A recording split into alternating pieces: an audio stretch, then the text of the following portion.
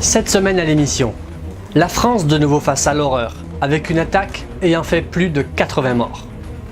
Les forces armées canadiennes iront en Afrique, selon des déclarations du général Vance et du ministre de la Défense, Sajjan. Et le Pentagone dit oui à l'étude d'un projet de gilet pare-balles à base de soie de dragon. Bienvenue dans la revue.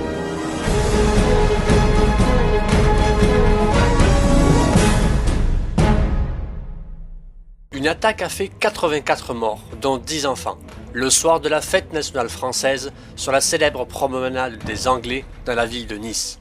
L'auteur de la tuerie, non connu des services de renseignement, est un Tunisien qui se serait radicalisé très rapidement, selon le ministre de l'Intérieur Bernard Cazeneuve.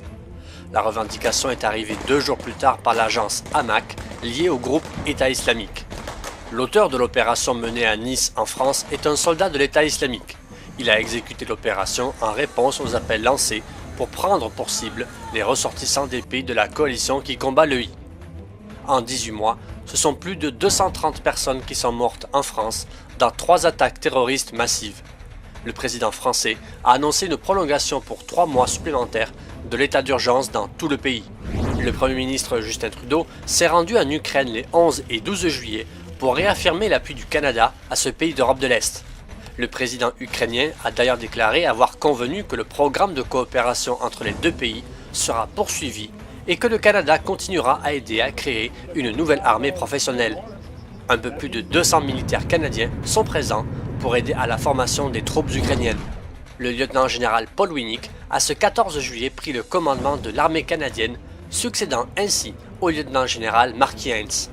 Sous la présidence du général Jonathan Vance, la cérémonie de passation de commandement s'est déroulée sur la colline du Parlement et a donné lieu à un défilé exécuté par un contingent de 100 soldats et d'une musique formée de militaires de la garde de cérémonie.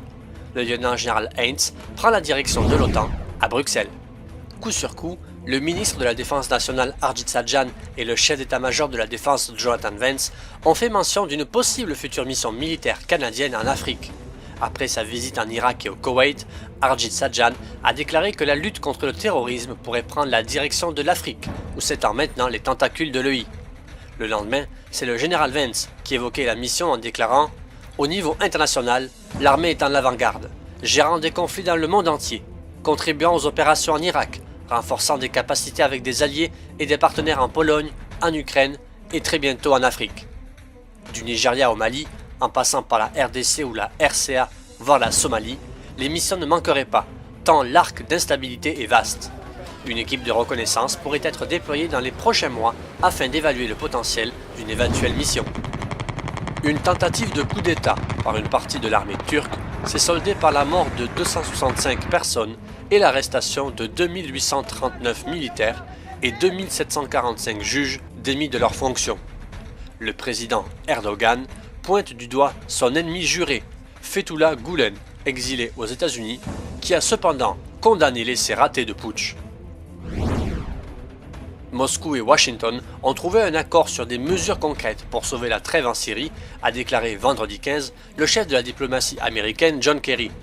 Les détails de l'accord ne seront toutefois pas rendus publics pour permettre la poursuite du travail de l'ombre en faveur de la paix, a-t-il précisé au cours d'une conférence avec son homologue russe Sergei Lavrov. Le Pentagone va tester un nouveau tissu pour les gilets pare-balles et d'autres éléments de protection individuelle fabriqués à partir de vers à soie génétiquement modifiés.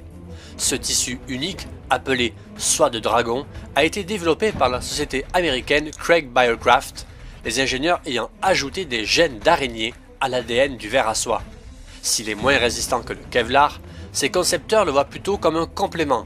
Si l'élasticité du Kevlar ne dépasse pas les 3%, la soie de dragon, en revanche, atteint un chiffre de 30 à 40%.